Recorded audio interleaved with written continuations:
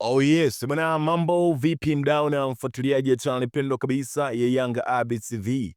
Asante kwa ambaye tayari amesha subscribe, lakini pia kwa ambaye bado hujafanya hivyo, basi wakati ndo huu sasa.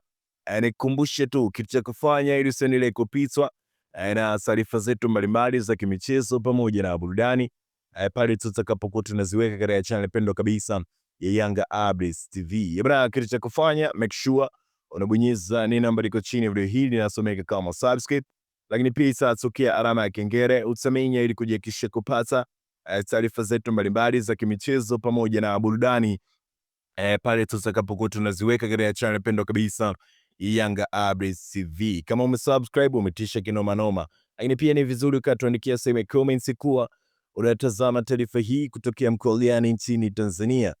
Kwa kufanya hivyo utakometisha kinoma noma na taarifa zetu zote zitakupata popote pale ulipo kiganjani kwako bila kuhangaika kuzitafuta mahala popote pale. Bwana, siku ya leo mimi naweza nikasema kiukweli uongozi wa klabu wa mabingwa wa kihistoria Dar es Salaam Africans wamefanya jambo kubwa sana. Jambo gani? Bwana, uongozi wa klabu wa mabingwa wa kihistoria Dar es Salaam Africans akiwepo Engineer Hersi ameweza kuweka wazi kabisa kuwa wamefanya usajili wa mchezaji kutoka pale nchini Uganda ambaye ni ana uredi mkubwa sana katika swala zima la soka, na si mwingine hapa namzungumzia Alan Okello, mchezaji mwenye umri wa miaka 25.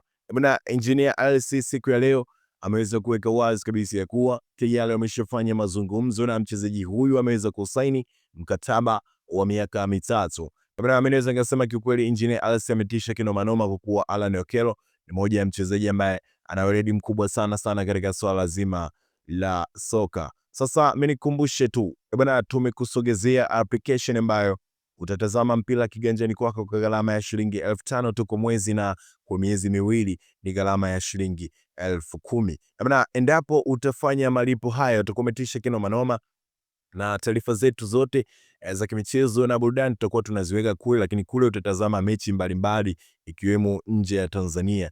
Kikweli mimi naweza kusema application hii ni rahisi sana kuitumia na utakuwa umetisha kinoma noma. Endapo utakuwa mbali na nyumbani, basi utaitumia application hii kutazama mpira. Sasa mimi nikukumbushe tu Alan Okello tayari ameshatua katika klabu ya mabingwa kihistoria Dar es Salaam Africans.